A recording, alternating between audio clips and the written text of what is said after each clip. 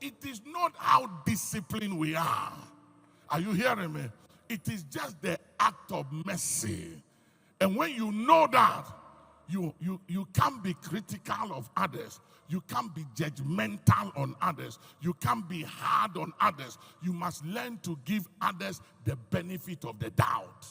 And let me say this to every one of you here, especially when you have children and you have grandchildren, you must always be careful how you handle other people's children. I'm telling you. I'm telling you.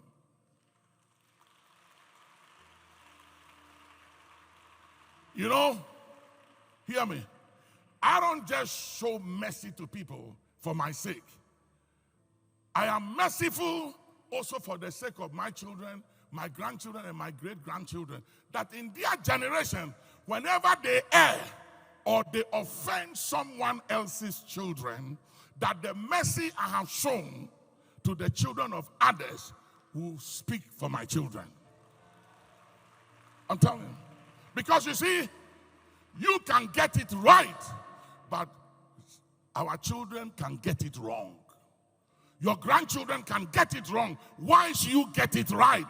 But if you show the children of others mercy, whenever your children miss it, God will look at the mercy you've shown others and will show your children mercy.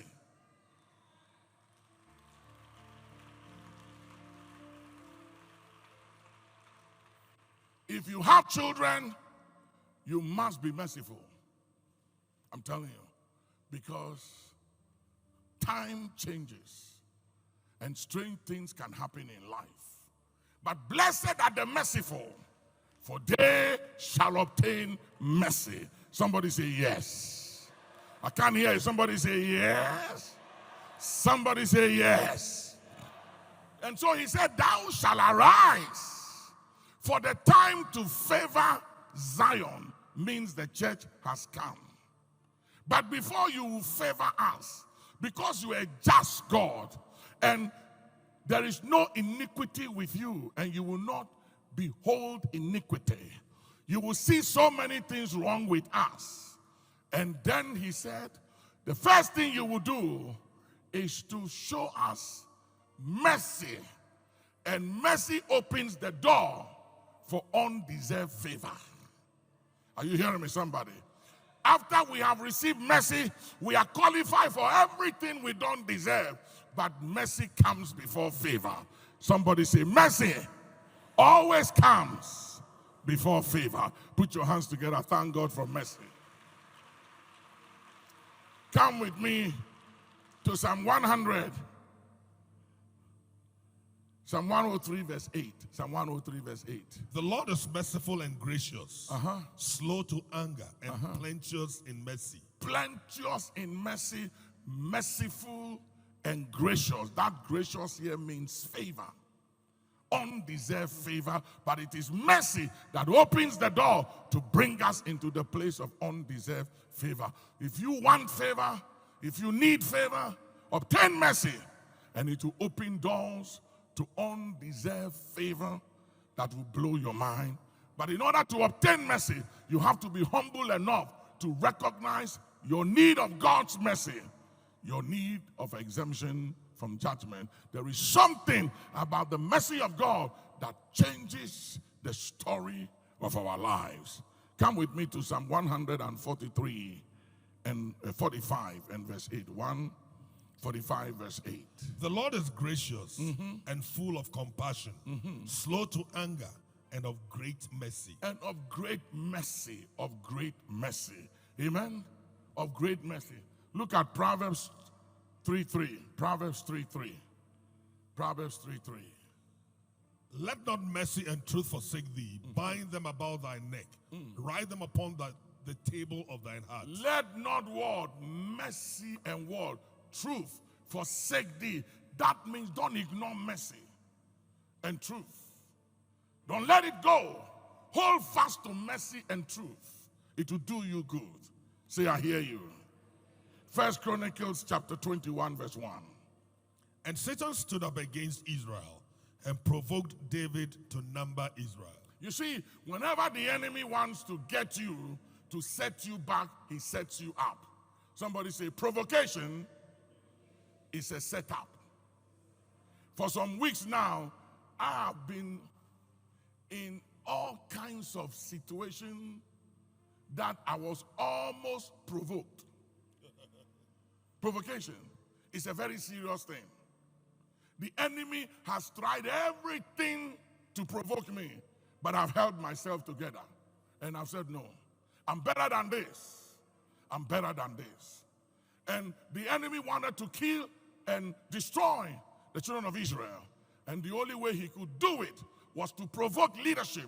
And when you are in leadership, you're a father, you're a mother, you're a leader of a community, a family, or a country, you must always be careful. Many years ago, I visited one of the presidents of this country, and whilst we were talking, the then head of security came, national security, and he brought some report to the president.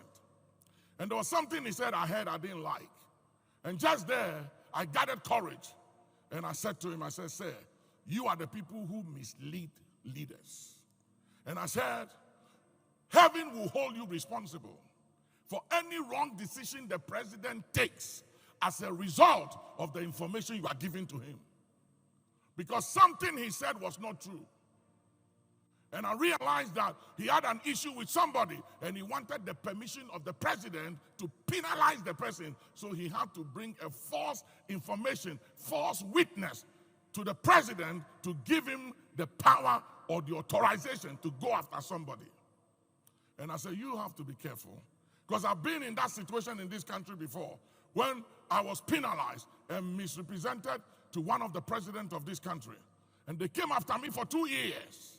Heavy misrepresentation. I was under investigation. They threw everything at me, brought me before all kinds of courts, and did everything for my life.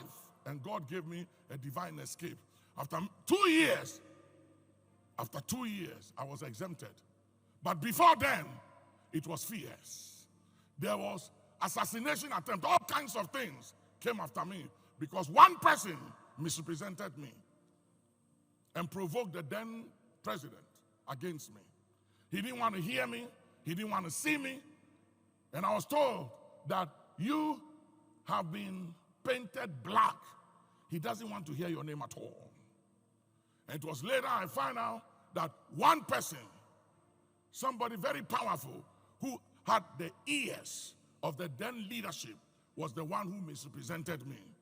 And so things do happen in life. So when you are a parent, a father, a mother, or you are in authority, you must be very careful how you use the power. And you must be careful what you hear. Because as a parent, you will hear so many things, even about your own children. Sometimes I hear so many things and I marvel and I say to myself, wow, wow. Because you don't know who is setting you up, who is speaking the truth, who is fooling you, and you just have to be still and calm and prayerful and don't make any decision.